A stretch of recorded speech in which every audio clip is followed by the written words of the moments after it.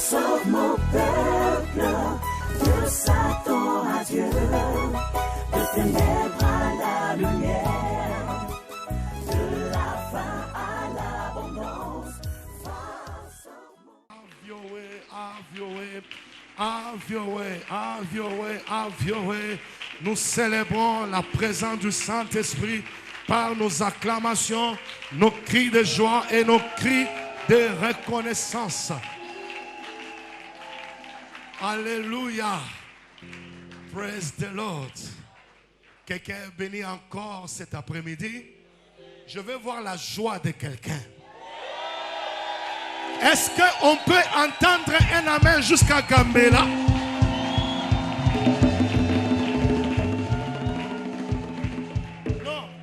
Le cri de joie là n'est arrivé qu'au rail. Je veux que ça arrive jusqu'au rond-point Gambela. Donne des cris de joie. Alléluia.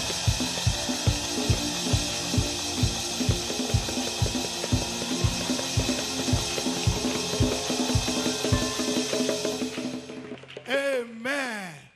Saison d'accomplissement. Saison d'accomplissement. Et saison d'accomplissement, c'est le temps de la fidélité de Dieu. Alléluia. Wow.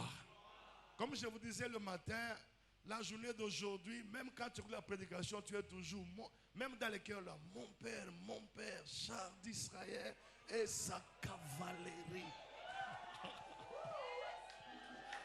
Praise God. Hey. Praise the Lord. Dieu savait que les serviteurs d'Élie là n'étaient pas qualifiés pour la double onction. Alors il dit à Élie, va oindre Élisée, fille de Shaphat, comme prophète à ta place. Parce que c'était un homme ténace. Reste ici, l'Éternel m'envoie Jourdain. L'Éternel est vivant. Ton âme est vivante. Je ne te quitterai pas. Reste ici, l'Éternel m'envoie à Jéricho. Et l'Éternel est vivant. Ton âme est vivante. Quand il part, il dit, mon Père, char d'Israël et sa cavalerie. Il y a des hommes qui sont toute une armée en lui-même. C'est toute une armée. Donc, est-ce qu'on peut honorer la présence de mon Père et de ma mère? Est-ce que non, ça c'est peu. J'aimerais qu'on fasse plus de bruit que ça.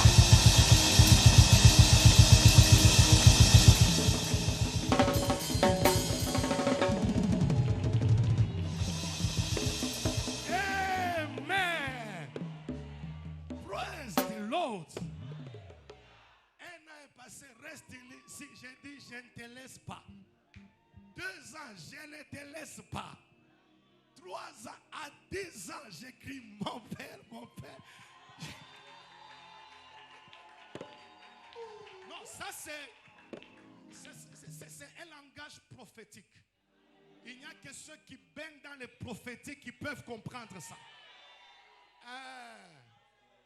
Jovile. Praise the Lord. Vous savez, il y a des gens, quand ils arrivent quelque part, ils abîment l'atmosphère. Béton. Donc il faut que lui-même te dise va prêcher, sinon tu ne vas plus prêcher. Il a ça donc, armée céleste, vous savez, il y a des gens qui sont à la portée nationale. Donc quand il entre, les anges, les archanges entrent. Donc il faut qu'ils te disent va prêcher, sinon tu ne vas plus prêcher. Tu vas sentir que les mots sont toujours bloqués ici. Ça bloque. Tu veux parler là, ça ne sort pas. Alléluia. Moi, j'ai un souci pour mon jeune frère. J'ai un souci pour lui parce que j'ai fait sciemment de le placer d'abord devant. Qu'il soit la première victime. Comme il parle trop là, il sera la première victime. Dieu dit merci. Mamie, merci. On est honoré. Vraiment honoré. Aujourd'hui, je peux dire, cette parole d'écriture s'est accomplie aujourd'hui.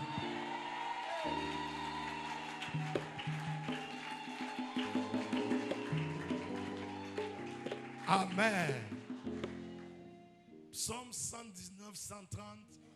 The entrance of your words gives light. It gives understanding unto the simple.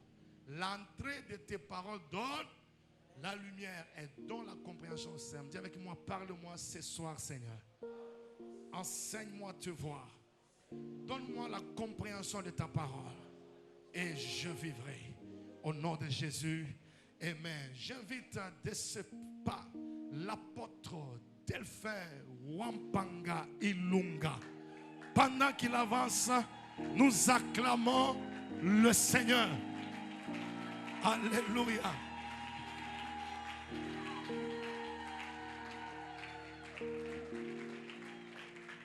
Il a compris la leçon. Il est en train de me dire, au roi, c'est t'en profiter. Donc il connaît le principe, parce que si on ne te libère pas, tu ne vas pas parler. Alléluia. C'est le jour du plus grand risque de ma vie.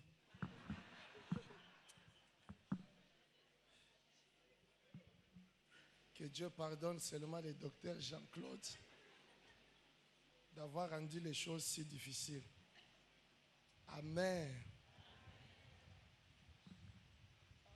Je suis vraiment rassuré parce que je monte du haut de ce podium avec l'onction du Soupadadi, l'archevêque. Alors vous allez sentir et entendre son son par ma bouche. Donc quand je te prêcherai, faites comme si c'est lui qui te prêche par extension. Alléluia. Je rends grâce au Seigneur pour ce privilège d'avoir rendu possible ce programme et de nous avoir aussi déplacés après beaucoup de kilomètres pour nous amener ici afin de partager avec son peuple la petite grâce qu'il nous a faite. Et merci à l'homme de Dieu, l'ange, le Gabriel de cette grande commission, d'avoir réitéré sa confiance en notre personne et à toute la ceinture des héritiers de la vision qui travaillent autour de l'homme de Dieu. Merci. Merci à vous aussi de nous aimer encore une fois et de nous accepter. Amen. Alors je voudrais présenter des remerciements concentrés à la personne, à ce super homme, super papa. Amen. Et à mamie de me permettre de parler ce soir. C'est un grand privilège et une grande opportunité dans mon ministère. Aujourd'hui, il y a un plus au CV de mon ministère. Nous allons lire quelque chose parmi les plus simples choses de la Bible et nous allons y découvrir les analyses combinatoires. Nous sommes dans Luc chapitre 5, verset 1er jusqu'au 6e.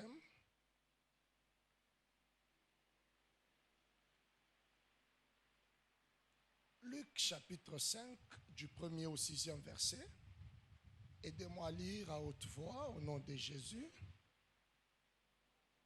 Comme Jésus se trouvait auprès du lac de Génézareth et que la foule se pressait autour de lui pour entendre la parole de Dieu, il vit au bord du lac deux barques d'où les pêcheurs étaient descendus pour laver leurs filets. Il monta dans l'une de ces barques qui était à Simon, et il le pria de s'éloigner un peu des terres. Puis il s'assit et de la barque, il enseignait la foule.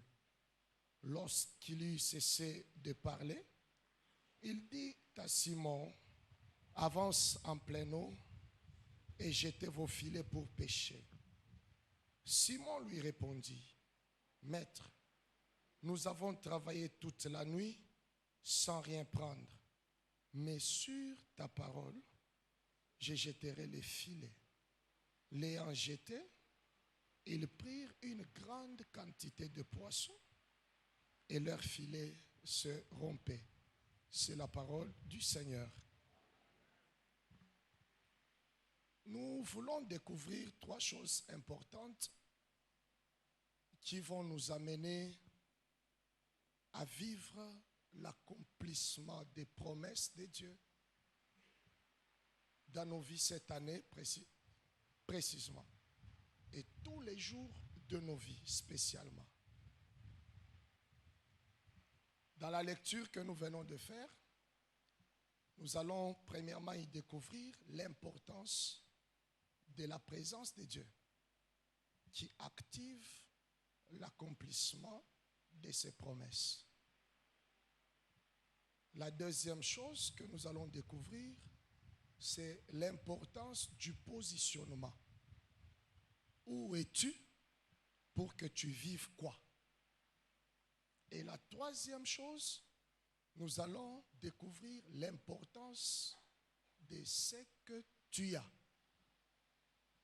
pour que l'accomplissement des promesses soit évident. Je me réfère un peu à la réponse ou à la réaction de Pierre à l'égard de Jésus-Christ.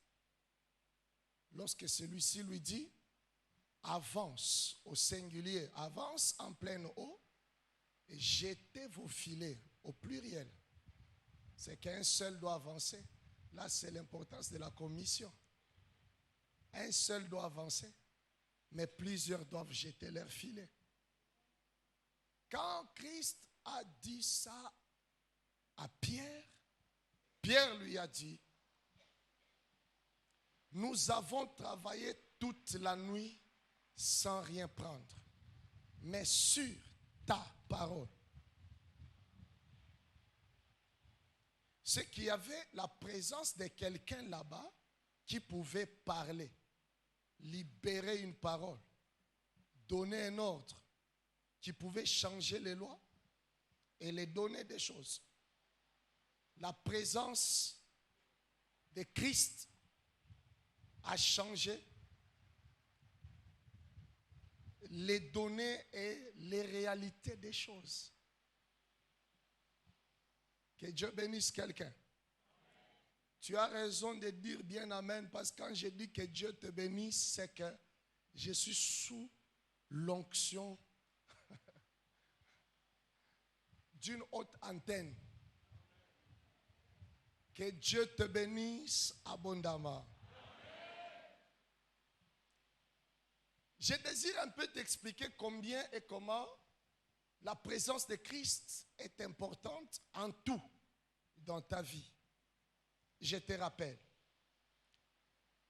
les personnes qui peuvent bien nous expliquer sur l'importance de la présence de Christ, c'est Marie et Marthe. Jean chapitre 11, verset 21, verset 32. Pendant que le monde entier pouvait expliquer comment et combien Lazare était mort de la maladie, et pourtant ce n'était pas la maladie qui avait tué Lazare, parce que Jésus-Christ l'avait expliqué bien avant. Retournons à Béthanie, car notre ami Lazare est malade. Mais cette maladie n'est point pour la mort. Mais après, il a appris que Lazare était mort. Tout le monde pouvait croire que c'est la maladie qui l'avait tué.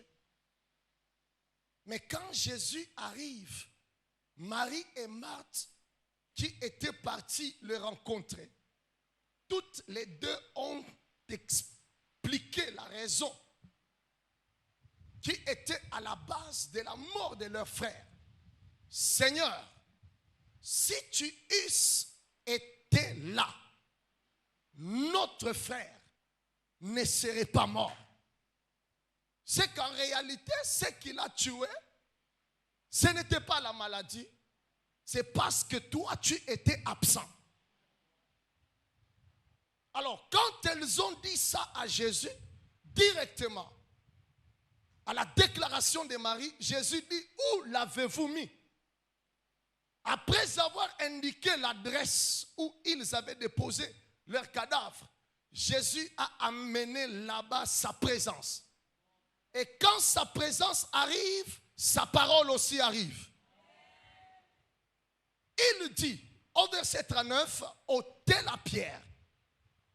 Après avoir ôté la pierre, Marthe, la sœur du mort, dit, il sent déjà car il y a 4 jours qu'il est là. Jésus n'a pas répondu à cette négativiste parce qu'il savait que ce qui gardait Lazare dans le tombeau était l'absence de celui qu'on appelle la résurrection et la vie.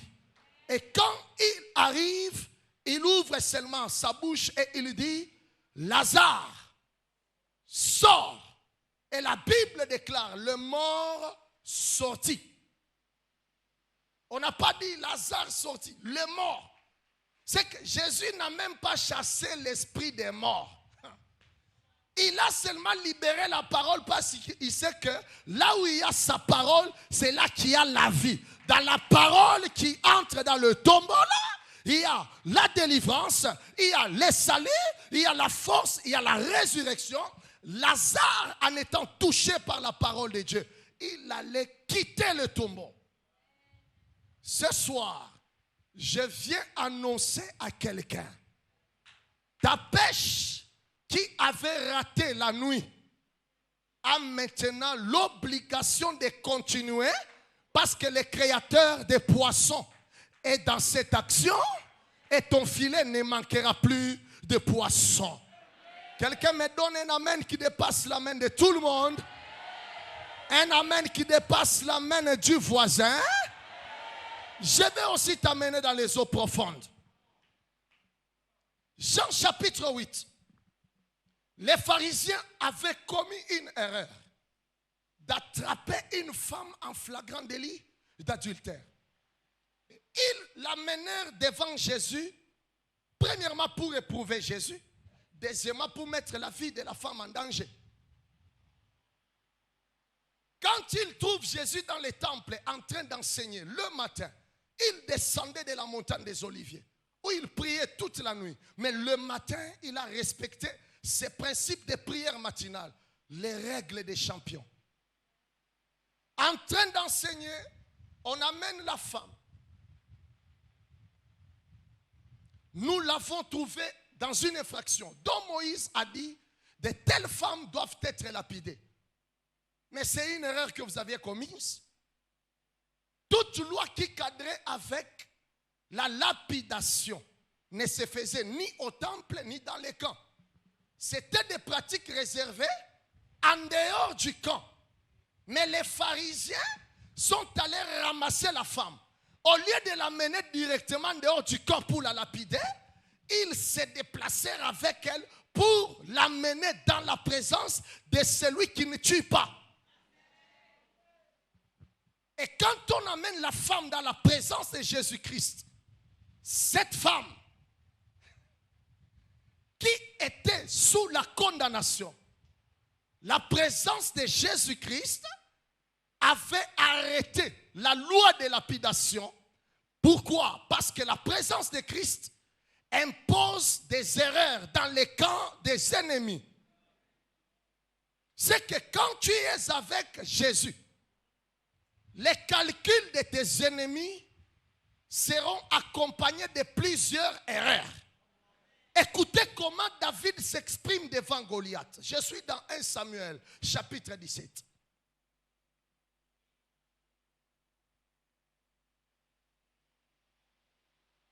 il dit à Goliath, tu viens contre moi avec la lance et les javelots.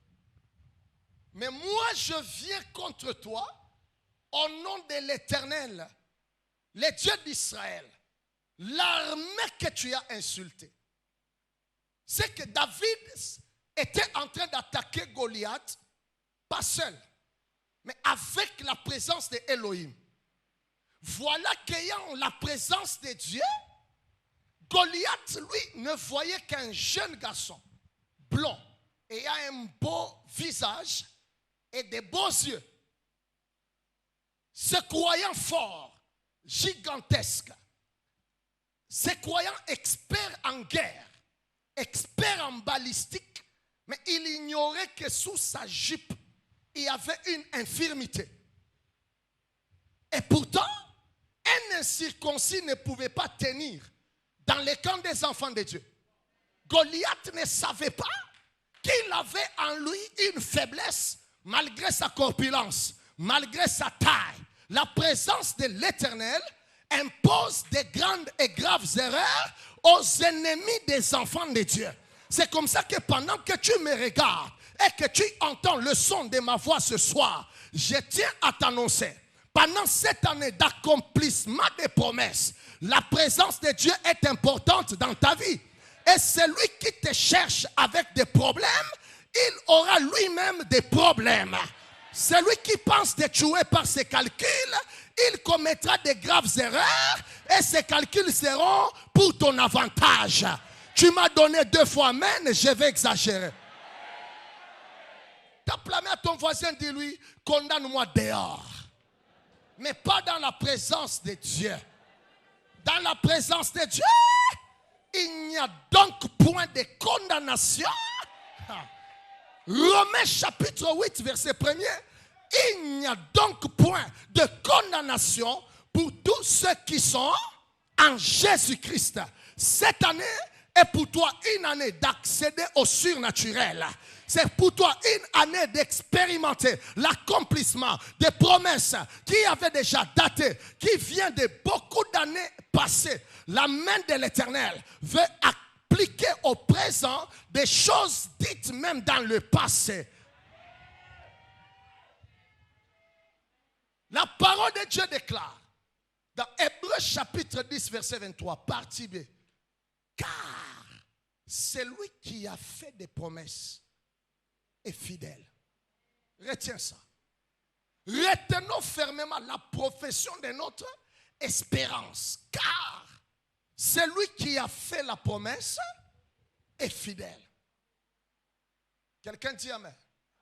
Quelqu'un me donne un amen bien.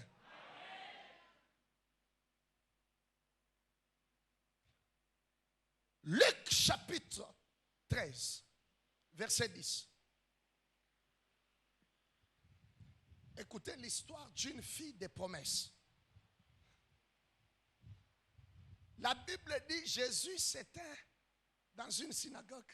Dans une des synagogues, Jésus enseignait le jour du sabbat. Vous en connaissez l'histoire. La fille d'Abraham que Satan avait gardée pendant 18 ans dans la prison. Elle avait le dos courbé. Elle entre ce jour-là dans la synagogue où Christ était. Ce que j'aime, c'est quoi? Jésus guérit cette femme. Il la délivre de cet esprit méchant qui la rendait courbée. Mais le chef de la synagogue était fâché. Voulant démontrer ainsi qu'il fallait respecter le sabbat. Et tout le monde avait le devoir de venir pour se faire guérir pendant 6 jours. Mais ce jour-là, ce n'était pas un sabbat comme tous les autres sabbats. À ce sabbat, Jésus-Christ était présent. Cette femme-là était porteuse de beaucoup de promesses parce qu'elle était fille d'Abraham. Et pourtant, parmi les 7 bénédictions d'Abraham, Genèse chapitre 12 de 1 à 3, l'Éternel dit à Abraham, va-t'en de ton pays, de ta patrie, de la maison de ton père, dans le pays que je te montrerai. Et puis il lui dit quoi? Je ferai de toi une grande nation. 1, 2, je te bénirai. 3, je rendrai ton nom grand. 4, et tu seras une source de bénédiction. Amen. 5, je maudirai ceux. 6, je bénirai ceux qui te béniront. Et puis 6, je maudirai ceux qui te maudiront. Et puis 7, toutes les familles de la terre seront bénies en toi. Je vais un peu aller plus loin, mais avant de monter, comprends. Cette femme-là était aussi l'une des descendances d'Abraham que Satan avait gardé en prison pendant 18 ans. C'est-à-dire pendant 18 ans, elle entrait dans les temples les jours des sabbats. C'est que si nous calculons 18 ans, c'est 52 mois fois 18. Et pourtant, tous les mois ont 4 semaines environ. C'est le minimum. C'est que la tangente des sabbats de 18 ans va à 3000 environ. 3744 sabbats. Elle entrait dans les temples. Elle sortait possédée, courbée, malheureuse. Une fois, 2 fois, 1000 fois. Jusqu'à 3744. Mais gloire au Seigneur. Parce qu'il y avait un 3745e sabbat. Et ce sabbat-là était un sabbat qui avait marqué la présence, ou qui était marqué par la présence du maître du sabbat. Et quand Jésus est dans ton sabbat, même si on ne travaille pas le jour du sabbat, Jésus-Christ, dont l'apôtre Paul a dit, dans 1 Corinthiens chapitre 3, verset 9, nous sommes ouvriers avec Dieu, mais vous êtes les champs de Dieu. Et Matthieu chapitre 15, verset 13, la Bible déclare, toute plante que mon Père n'a pas plantée sera déracinée. Et la vie de cette femme, au jour du sabbat, était comme un champ qui était occupé par des mauvais arbres, par des mauvaises plantes qui est venu entrer dans les sabbats. Alors le maître du sabbat a constaté dans la vie de cette femme qui était un champ de Dieu, qui était occupé par des mauvaises plantes. Le maître du sabbat n'a pas regardé au sabbat de Moïse. Il s'est levé dans la vie de ces champs-là. Il a déraciné la plante qui rendait la femme courbée. Il a déraciné la plante qui avait lié cette femme pendant 18 ans. Il avait déraciné cette plante qui la rendait malheureuse. C'est que ce soir, c'est un autre jour pour ta vie, c'est un autre jour pour ta destinée.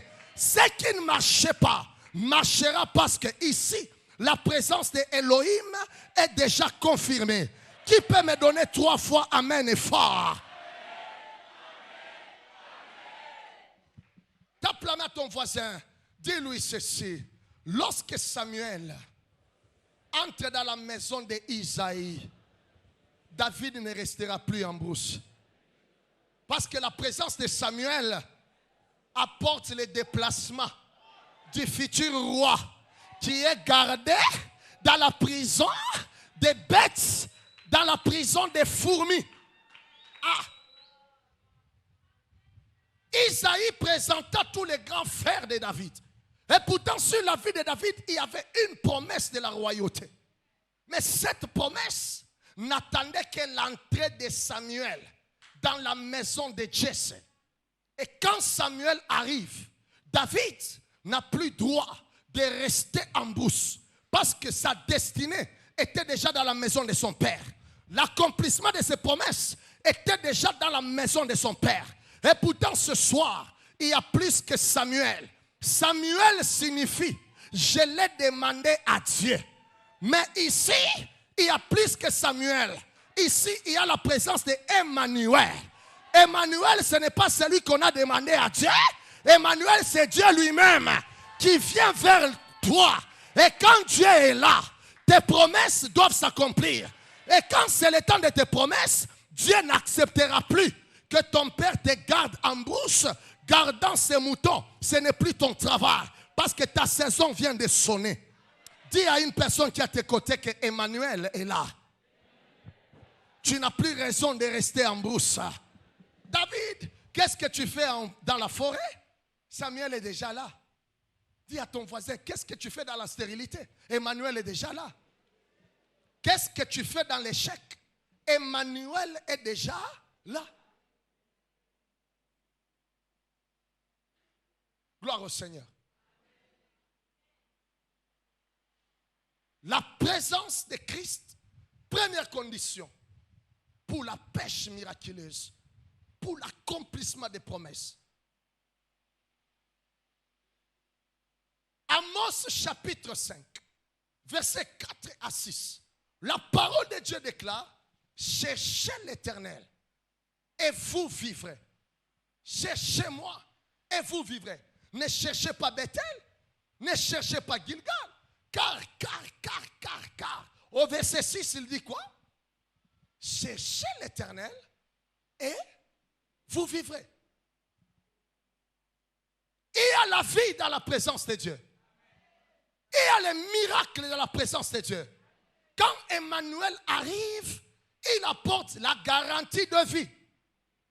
Là où tu pensais te décourager, tu peux encore espérer.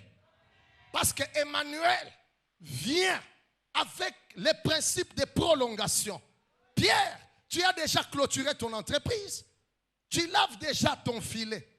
Tu veux rentrer chez toi. Mais je suis déjà là. Je suis déjà là. Tu ne vas plus retourner chez toi. Je suis déjà là. Parce que ma présence peut te permettre d'aller au pas suivant. Sous l'onction de l'archevêque, je désire déclarer sur la vie de quelqu'un qui pensait qu'il allait déjà au bout de ses forces, au bout de ses moyens, qui croyait déjà que c'est fini. Il n'y a plus d'espérance, il n'y a plus d'espoir. L'avenir devient sombre. Sous l'onction du super papa, je déclare que Jésus-Christ est là. Tu ne fermeras pas ton entreprise. Ton ministère ne sera pas enterré. Tu ne divorceras pas. Tu ne retourneras pas au village. Tu ne retourneras pas dans la forêt. Quand Emmanuel est là, de nouvelles portes jamais découvertes peuvent s'ouvrir au nom de Jésus. Tu as dit Amen 4 fois. Reçois la grâce de Dieu. Tape la main à ton voisin, dis-lui, si tu vois mon filet rempli de poissons, ce ne sont pas des fétiches, c'est Emmanuel qui est là. Si tu vois ma femme grosse, Ezaki cité, Emmanuel est là. Si tu vois mes enfants aller étudier à l'étranger, ce n'est pas l'occultisme.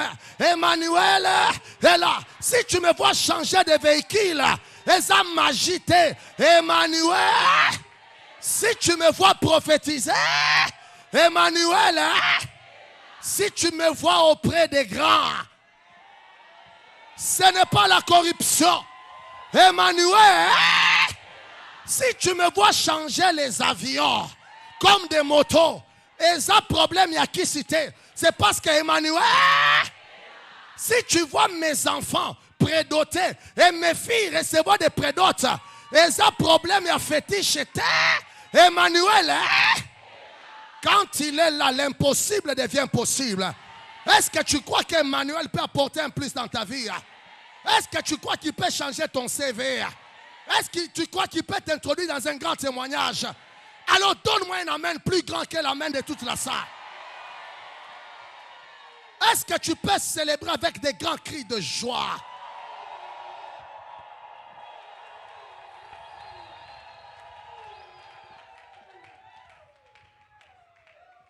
Reprends ta place, je vais parler à ton cœur.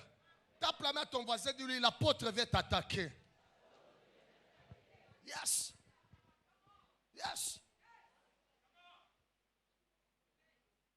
Quand Emmanuel arrive, attention, je vais faire semblant de m'arrêter par ici.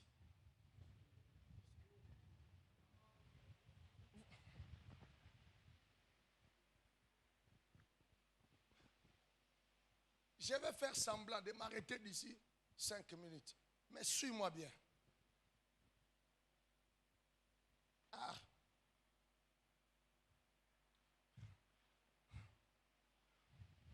Nous sommes sous un autre climat. L'Obamène est bien.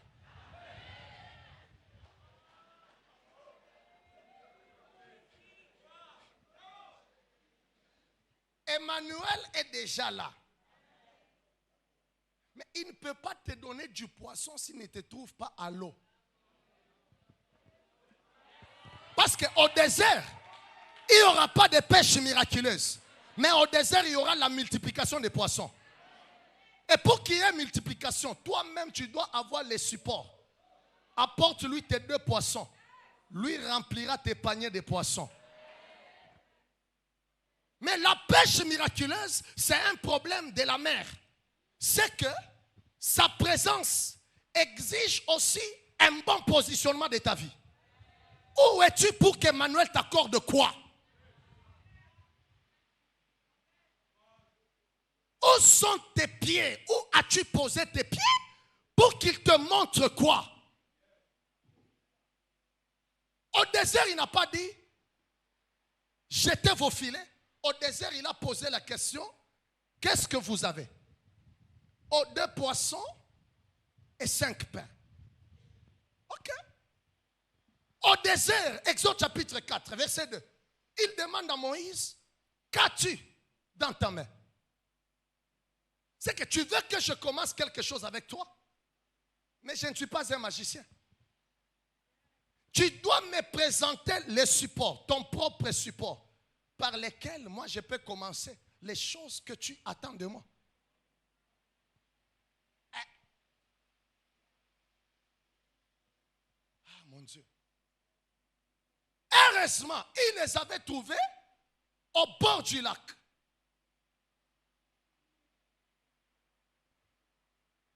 Hey.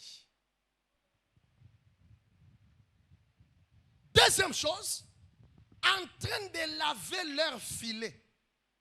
Là, ça devient compliqué. Pourquoi laver un filet qui ne t'a pas donné du poisson la nuit?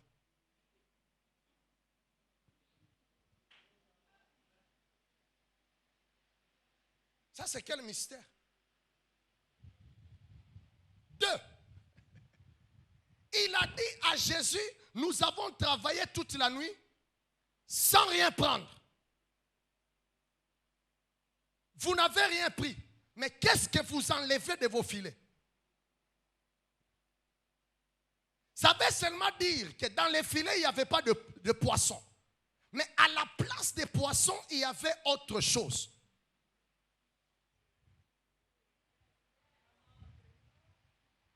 Et c'est parce que Pierre savait rester à l'eau et enlever du filet des choses qui ne pouvaient pas y être, que Jésus a constaté que ce monsieur cache un grand mystère. Et Jésus, l'homme des grands miracles, pour que les poissons viennent, il n'a pas ordonné comme ce fut dans Genèse chapitre 1 au verset 4, 3 et 4, que la lumière soit, et la lumière fut. Jésus n'a pas dit que les poissons soient, et les poissons quittaient la mer pour être au sec. Non, le même poisson, le même filet que tu as utilisé la nuit, qui t'a ramené des bouteilles vides, des sachets, des feuilles mortes, que toi, Pierre, tu savais bien entretenir. C'est ce même filet-là que je vais t'ordonner à rejeter dans l'eau. Cette fois-ci, il ne te ramènera pas les négatifs. Il t'apportera maintenant ce que tu attendais. Qu'est-ce que je voulais dire à quelqu'un avant de déposer vite les micros, parce que c'est par ici qu'on va commencer demain. Tape la main à ton voisin, dis-lui ceci.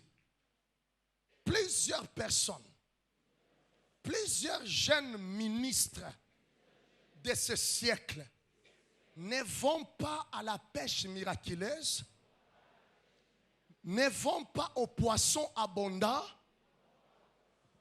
Parce qu'ils avaient méprisé les filets qui les nourrissaient tous les jours. Pierre, ce n'est pas parce que ce filet ne t'a pas donné du poisson cette nuit que tu peux les laisser sales. C'est ce filet qui t'a donné une identité. Parce que moi, en arrivant au bord du lac, j'ai entendu qu'on vous appelait les pêcheurs. Et pourtant, il n'y a pas de pêcheurs sans filet. C'est le filet qui a rempli votre curriculum vitae. C'est ce même filet qui vous nourrissait et nourrissait vos enfants. Si tu t'es marié, Pierre, c'est par ce même filet. Ce n'est pas parce que la nuit qui précédait le jour du miracle, le filet ne t'a pas donné du poisson que tu peux les maudire. Non.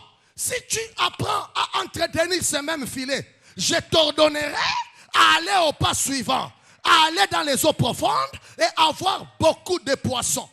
J'ai fait semblant de m'arrêter par ici en disant, la même main qui t'a introduit dans le ministère, n'apprends jamais à t'élever contre elle, puisque tu as commencé à toucher à $500, à $1000. Sinon, le maître n'ordonnera pas que tu ailles dans les eaux profondes. Il y a beaucoup d'accomplissements qui n'arrivent pas. Parce que beaucoup de gens de cette génération désirent bien maudire les échelles qui leur avaient permis de monter. Et ils veulent aller dans la hauteur. Le filet qui t'a nourri depuis des années. L'apôtre Paul dit à Timothée, 1 Timothée chapitre 4, verset 13 à 14. Et 2 Timothée chapitre 1, verset 6. Ranime les dons de Dieu qui est en toi. C'est les dons de Dieu qui est en toi, mais que tu as reçu par l'imposition de mes mains. C'est-à-dire, j'étais ce filet-là que Dieu avait utilisé pour amener dans ta vie des grâces, des dons, des bonnes choses. À chaque moment, si tu veux aller dans la hauteur, dans la grandeur, dans la domination, apprends à soigner le filet qui te permettait depuis toujours à être ce que tu es. Comme ici, tous les enfants de la cité de gloire, il y a un filet que Dieu avait toujours utilisé pour que vos vies soient bénies. Ah, rendez-vous demain. Tape la main à ton voisin, dis-lui, lave ton filet car Emmanuel est là. Enlève les bouteilles du filet, enlève les sachets. Ne jette pas les excréments dans les filets qui va te nourrir. Ne sabote pas l'homme qui fait de toi ce que tu es. Ça, c'est un message que le Congolais doit écouter. Ah, tiens-toi debout, acclame pendant que nous accueillons les filets. Les filets de Dieu qui est en train de passer. Tape la main correctement.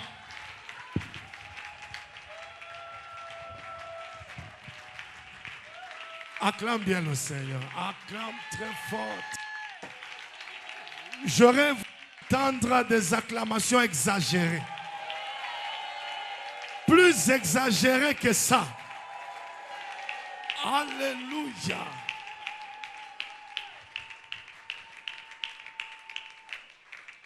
Praise. Sauve mon peuple de Satan à Dieu, de ténèbres à la lumière, de la faim à l'abondance. Va, sauve mon peuple de Satan à Dieu, de ténèbres à la lumière, de la faim à l'abondance. Proverbo